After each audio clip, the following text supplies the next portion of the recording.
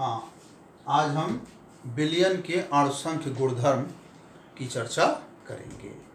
जैसा कि विलयन जब चैप्टर हमने स्टार्ट किया था तो विलयन चैप्टर जो है दो भागों में डिवाइड है।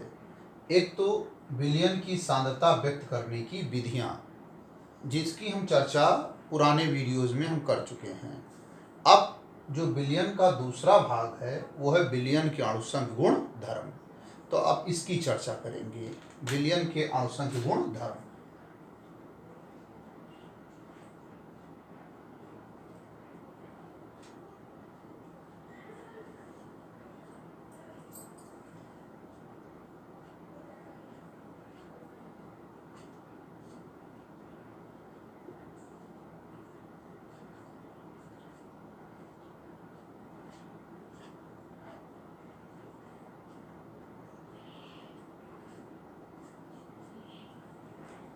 Colligative properties of solutions।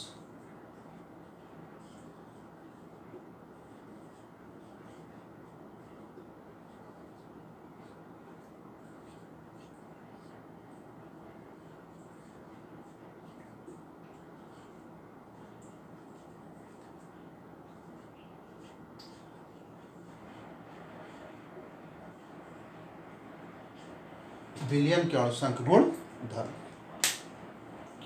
यानी कॉलिगेटिव प्रॉपर्टीज ऑफ सॉल्यूशंस।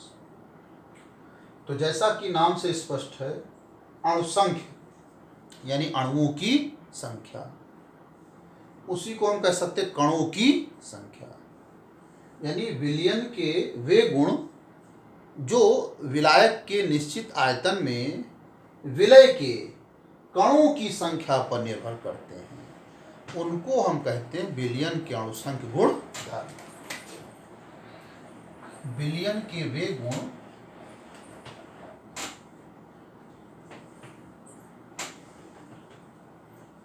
विलयन के वे गुण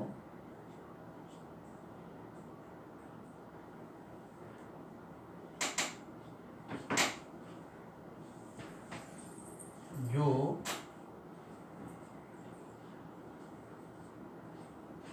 विलायक के निश्चित आयतन में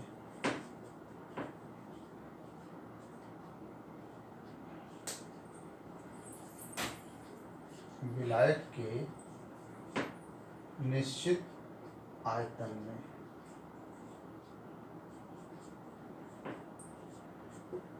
उपस्थित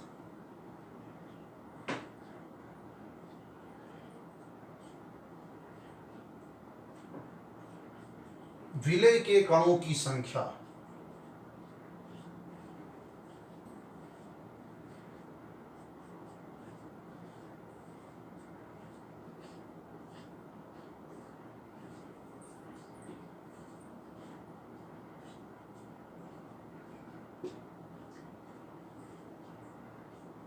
विलय के कणों की संख्या। अब कण में दो चीज आएगा, अणु या आयन।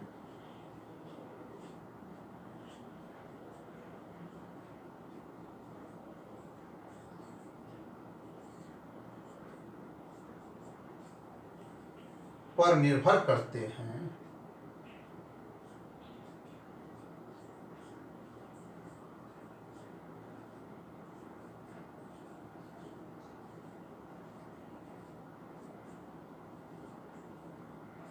वही कहलाते हैं अणुसंख्य गुण धर्म। यानी those properties of solution in which number of particles of solute present in definite volume of solvent is known as colligative properties of solution। यानी विलयन के वे गुण जो विलायक के निश्चित आयतन में उपस्थित विलय के कणों की संख्या पर निर्भर करते हैं, उसको हम कहते हैं विलयन के अणुसंख्य गुण धर्म। यानी those properties of solution who depend on number of particles of solute present in definite volume of solvent is known as colligative properties of solution. इसमें बहुत खास चीज है कि ये गुण किस पर निर्भर करते हैं? विलय के कणों की संख्या। इसमें कण में दो चीजें आती हैं, अणु हो या आयन।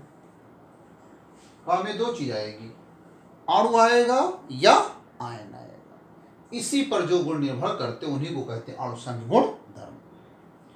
ये जो अणुसंख्य गुण धर्म है विलय की प्रकृति पर निर्भर नहीं करते, ना विलय की संरचना पर निर्भर करते हैं, केवल विलय के कणों की संख्या पर निर्भर करते हैं। अब जैसे कुछ इसके बारे में विशेष बात, जैसे विलयन के अणुसंख्य गुणधर्म के संबंध में विशेष तथ्य।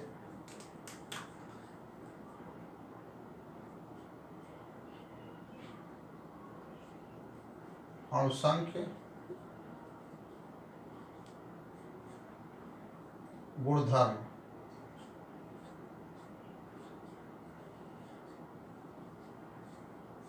अणुसंख्य गुणधर्म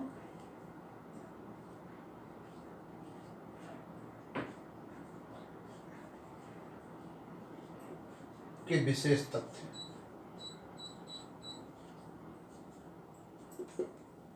special facts of colligative properties, अणुसंख्य गुणधर्म के विशेष तथ्य। अब वो विशेष तथ्य क्या हैं? जैसे पहली चीज, अणुसंख्य गुणधर्म निर्धारण करने में जितना एक अणु का योगदान है उतना ही एक आयन का। अणुसंख्य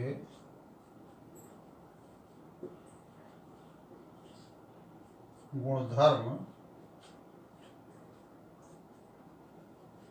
अणुसंख्य गुणधर्म के निर्धारण में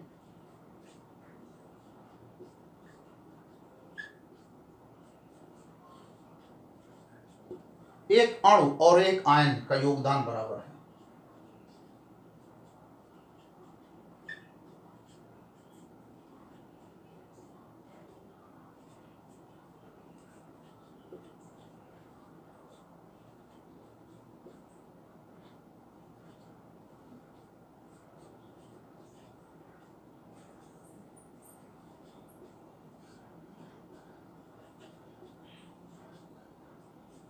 बराबर है।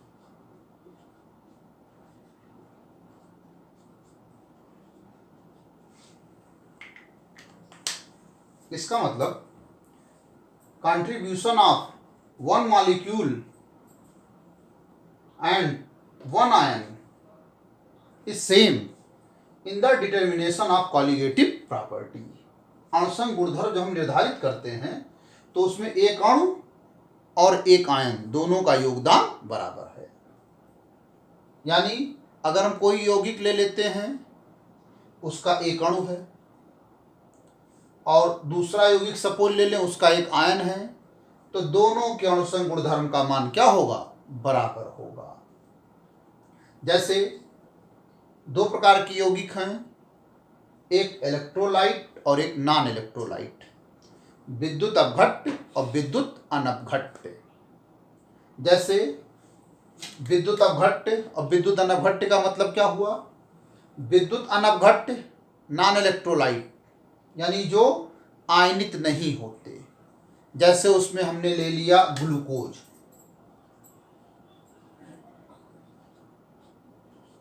ले लिया,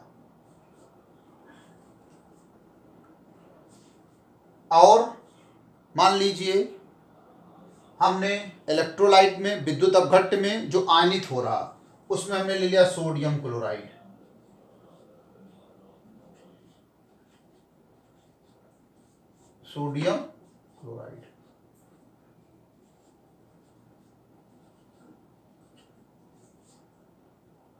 और सपोज दोनों की सांद्रता हम सेम, जैसे 1m इसकी सांद्रता 1m इसकी सांद्रता। अब पूछा गया किसका अणुसंख्य गुणधर्म ज्यादा होगा, तो इसका ज्यादा होगा। क्यों? क्योंकि सोडियम क्लोराइड का जो विलयन है उसमें सोडियम क्लोराइड आयनित हो जाएगा Na+ और Cl-। ये आपका इलेक्ट्रोलाइट है, वैद्युत अपघट्य। ये आपका नॉन इलेक्ट्रोलाइट, ये आयनित नहीं होता, तो यहां पर इसका केवल एक अणु रहेगा। और यहां पर देखिए ये बदल गया 2 आयन में। कितने आयन में? 2 आयन में। तो जो कणों की संख्या हुई वो इसमें ज्यादा हो गई, क्योंकि बताया गया अणु और आयन का योगदान बराबर है। आप एक का योगदान एक के साथ मान सकते, एक अणु और एक आयन का योगदान बराबर हो गया, लेकिन एक आयन का योगदान ज्यादा हो गया, तो इसका अणुसंघ गुणधर्म क्या होगा? अधिक होगा।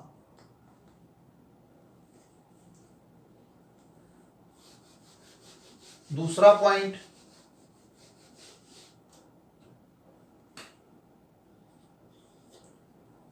अगर हम समान सांद्रता के नॉन इलेक्ट्रोलाइट के सॉल्यूशन ले लें,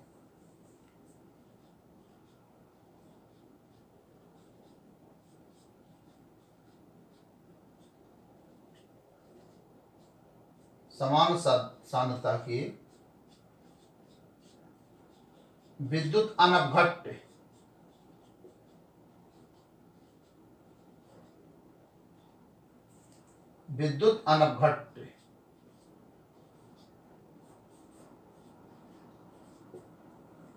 के विलयन के अणुसंघ गुणधर्म समान होंगे।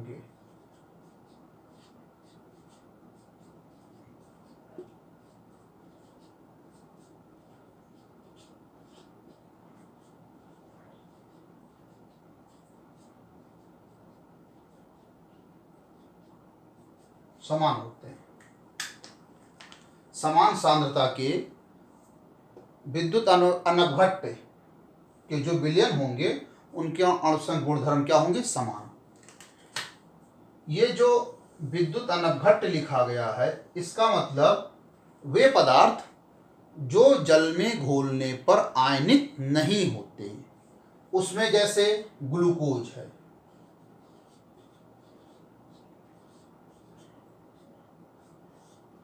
यूरिया है, सुक्रोज है,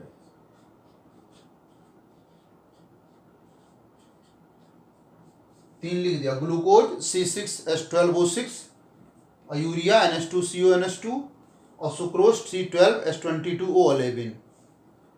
इसका भी विलयन बना, इसको भी पानी में घोले, इसको पानी में घोले, इसको भी पानी में घोले, सबकी सांद्रता समान।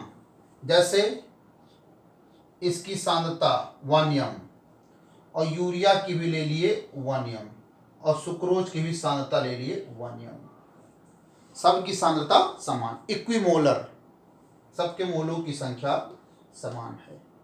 अब पूछा गया कि इनके अणुसंघ गुणधर्म किसके ज्यादा होंगे, किसके कम? तो इन सब के अणुसंघ गुणधर्म समान होंगे। क्यों? क्योंकि ये जल में आयनित नहीं होते। They do not ionize in aqueous solution. ये जल में आयनित नहीं होते, ये भी जल में आयनित नहीं होता, ये भी जल में आयनित नहीं होता। तो कुल मिला के इसका एक मॉलिक्यूल रहेगा, और 1 को 1 से मल्टीप्लाई की 1, इसका भी एक मॉलिक्यूल रहेगा और इसका भी एक मॉलिक्यूल रहेगा, यानी एक अणु। तो एक अणु इसका, एक अणु इसका, एक अणु इसका। तो जब अणुओं की संख्या समान हो गई तो अणुसंघ गुणधर्म क्या हो गए? समान हो गए। अब इसी मान लीजिए अगर समान सांद्रता नहीं, जैसे इसका 2 कर देते, तो ये 1 को 2 से मल्टीप्लाई किए तब ये 2। तो इन तीनों में अणुसंघ गुणधर्म सबसे ज्यादा किसका हो जाता? सुक्रोज का। लेकिन अगर आपने सांद्रता समान रखी है तो जो वैद्युत अनपघट्य हैं, ये जो है वैद्युत अनपघट्य, इन सब के अणुसंघ गुणधर्म क्या होंगे? समान होंगे। अब तीसरा पॉइंट लेते हैं।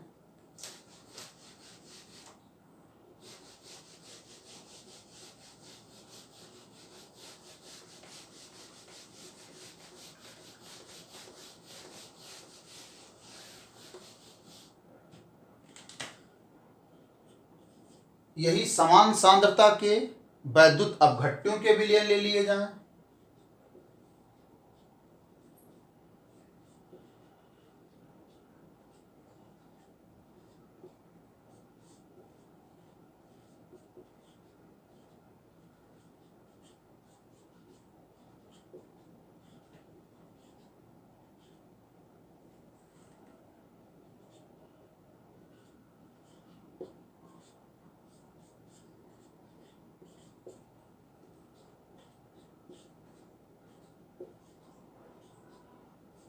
समान सांद्रता के वैद्युत अपघट्यों के विलयन के अणुसंघ गुणधर्म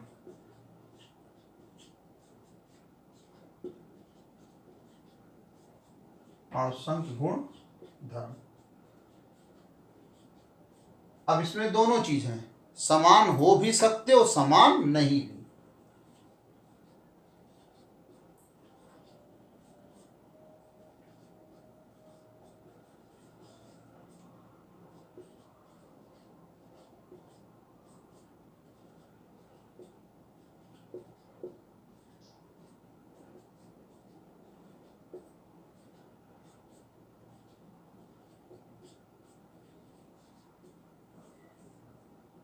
कैसे?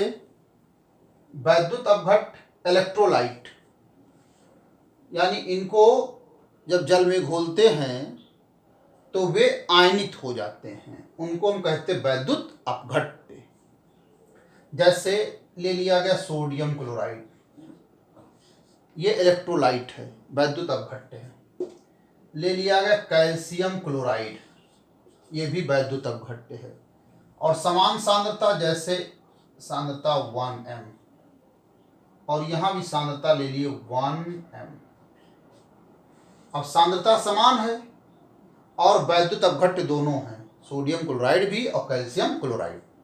अब पूछा गया अणुसंघ गुणधर्म समान होंगे कि नहीं होंगे, तो हम देखेंगे कि ये जल में घोलने पर आयनित होता है कि नहीं। तो सोडियम क्लोराइड जल में घोलने पर आयनित हो जाता है, तो सोडियम आयन में और क्लोराइड आयन में। और जो कैल्शियम क्लोराइड है ये भी जल में घोलने पर आयनित हो जाता है। कैल्शियम क्लोराइड कैल्शियम आयन में और क्लोराइड आयन में। चूंकि क्लोरीन के 2 आइटम हैं तो यहां लगा देंगे 2। अब आप देखें, यहां पर जब ये आयनित हुआ तो आयनों की संख्या हो गई 1 और 1 2। एक सोडियम आयन मिला और एक क्लोराइड आयन मिला, तो आयनों की संख्या हो गई 2। और ये जब आयनित हुआ तो आयनों की संख्या 3, एक कैल्शियम आयन और 2 क्लोराइड आयन। आयनों की संख्या कितनी हो गई? 3। आयनों की संख्या का मतलब कणों की संख्या, तो कणों की संख्या किसमें ज्यादा है? कैल्शियम क्लोराइड में, इसमें कणों की संख्या ज्यादा है। और चूंकि सबकी सांद्रता 1m है तो इसको 2 से 1 को मल्टीप्लाई करेंगे 2 आएगा, यहाँ 3 को 1 से मल्टीप्लाई करेंगे 3 आएगा, तो इसमें कणों की संख्या ज्यादा आ जाएगी। तो अणुसंघ गुणधर्म क्या हो गए? अलग अलग। कैल्शियम क्लोराइड के ज्यादा हो गए और सोडियम क्लोराइड के कम। अणुसंघ गुणधर्म इसका अधिक होगा और इसका अणुसंघ गुणधर्म क्या होगा? कम होगा। अब इसी में समान में अगर हम मान लीजिए सोडियम क्लोराइड और यहां पर ले लें पोटेशियम क्लोराइड,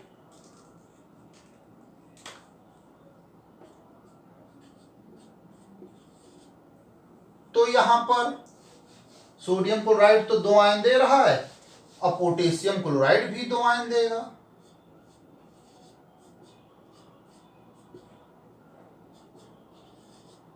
तो यहां भी 2 आयन हो जाएंगे।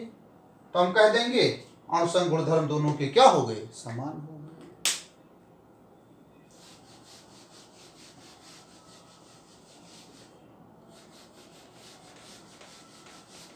अब मान लीजिए इसी में हम एक क्वेश्चन लें जिसमें वैद्युत अपघट्य और वैद्युत अनपघट्य दोनों हों और पूछ लिया जाए अणुसंघ गुणधर्म का बढ़ता क्रम या घटता क्रम लिखिए। जैसे हमने इसमें प्रश्न ले लिया 1m NaCl 1m CaCl2 1m sodium phosphate और 1m ग्लूकोज C6H12O6। हमने 4 पदार्थों के सॉल्यूशन लिए। सोडियम क्लोराइड का सॉल्यूशन लिया, कैल्शियम क्लोराइड का सॉल्यूशन लिया, सोडियम फास्फेट का सॉल्यूशन लिया और ग्लूकोज का सॉल्यूशन। और कहा गया इनको अणुसंख्य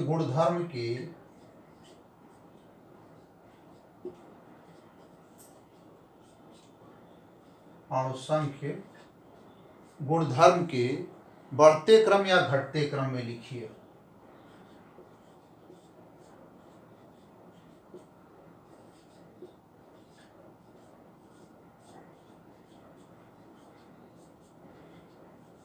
बढ़ते क्रम में लिखिए। अब देखिए आंसर में इसमें 3 तो हैं इलेक्ट्रोलाइट वैद्युत अपघट्य NaCl CaCl2 और सोडियम फास्फेट, ये तीनों वैद्युत अपघट्य यानी इलेक्ट्रोलाइट हैं।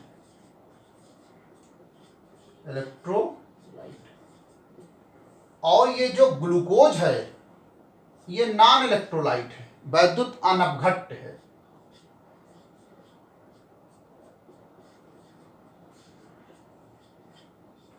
नॉन इलेक्ट्रोलाइट वैद्युत अनपघट्य।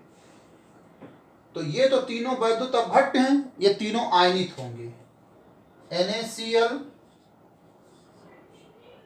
टूटेगा Na प्लस और Cl माइनस में। कैल्शियम क्लोराइड टूटेगा कैल्शियम आयन 2 प्लस होता और क्लोराइड आयन और बैलेंस के लिए आगे 2 लग जाएगा। सोडियम फास्फेट Na3PO4, इसका नाम सोडियम फास्फेट, तो ये सोडियम आयन और फास्फेट आयन, तो सोडियम आयन Na पर 1 प्लस होता है और दूसरा फास्फेट आयन PO4 इस पर 3 माइनस होता है। सोडियम के नंबर ऑफ एटम्स 3 हैं तो यहां कर देंगे 3।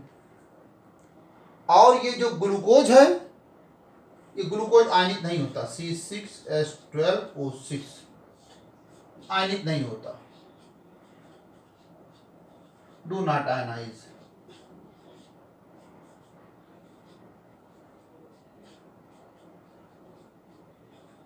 आयनित नहीं होता। तो आप देखेंगे यहां आयनों की संख्या 2 मिल जाएगी, यानी कणों की संख्या 2 होगी।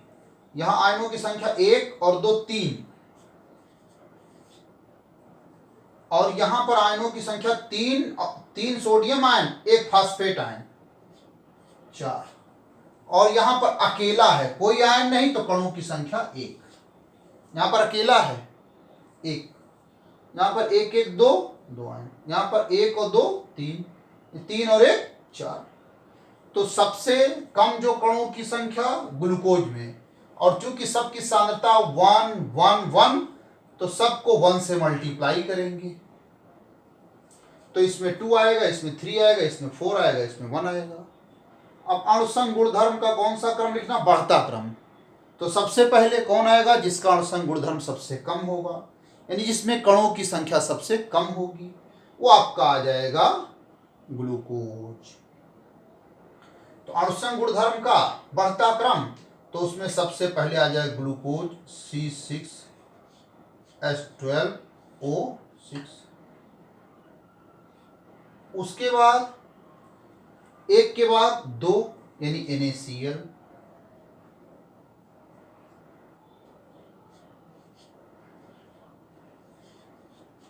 फिर तीसरे नंबर पर आपका आ जाएगा कैल्शियम क्लोराइड,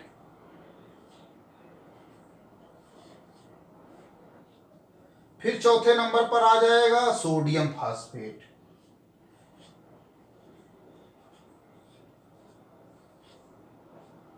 ये हो गया अणुसंख्य गुणधर्म का बढ़ता क्रम।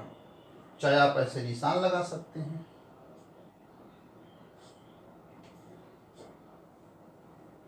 ये इससे कम इसका अणुसंख्य गुणधर्म, इसका इससे कम, इसका इससे, सबसे ज्यादा किसका? सोडियम फास्फेट का। तो ये तो अणुसंख्य गुणधर्म के संबंध में कुछ बातें थी, कुछ तथ्य थे। अब ये जो अणुसंख्य गुणधर्म हैं विलयन के, ये 4 प्रकार के होते हैं। विलयन के अणुसंख्य गुणधर्म के प्रकार, ये 4 प्रकार के हैं।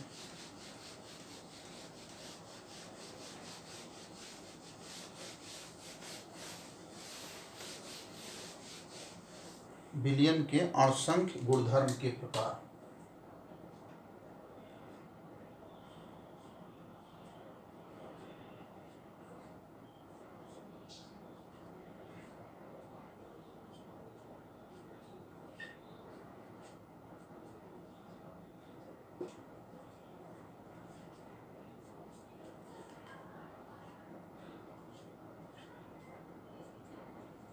अणुसंख्य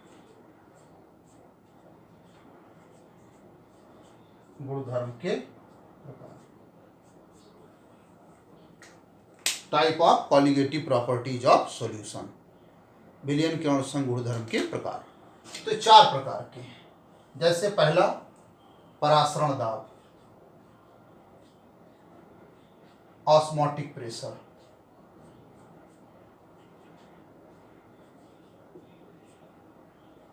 दूसरा वाष्प दाब में आपेक्षिक अवनमन।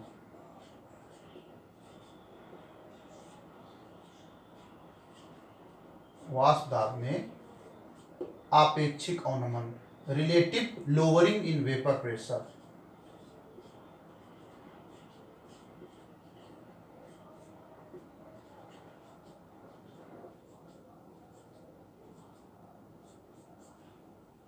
और तीसरा क्वथनांक में उन्नयन, एलिवेशन इन बॉइलिंग पॉइंट।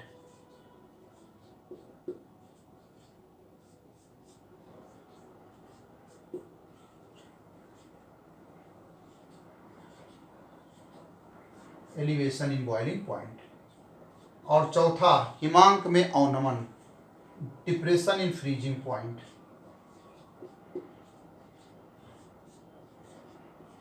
हिमांक में अवनमन, डिप्रेशन इन फ्रीजिंग पॉइंट। तो ये 4 प्रकार के विलयन के अणुसंख्य गुणधर्म हैं। परासरण दाब, ये विलयन का परासरण दाब। ये विलयन के वाष्प दाब में आपेक्षिक अवनमन, ये विलयन के क्वथनांक में उन्नयन, और ये विलयन के हिमांक में अवनमन। अब इन चारों की एक एक करके चर्चा की जाएगी।